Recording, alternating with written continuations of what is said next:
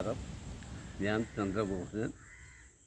ഞാൻ ഇപ്പോൾ പറയാൻ പോകുന്നത് കിഡ്നിയിൽ ഉണ്ടാകുന്ന ഈ കല്ല് എന്ന് പറയുന്നത് ഒരു എളുപ്പമാർഗ്ഗമാണ് പറയാൻ പോകുന്നത്.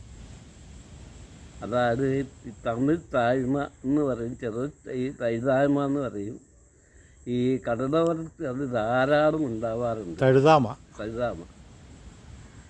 അത് രണ്ട് സൈസുണ്ട്. ഒന്ന് അത് മറച്ചു വെക്കും വെള്ള നിറകാണ്. ആ വെള്ള നിറകാണെന്നാണ് പറിക്കേണ്ടത്. അത് വേരോടെ പറിക്കുക.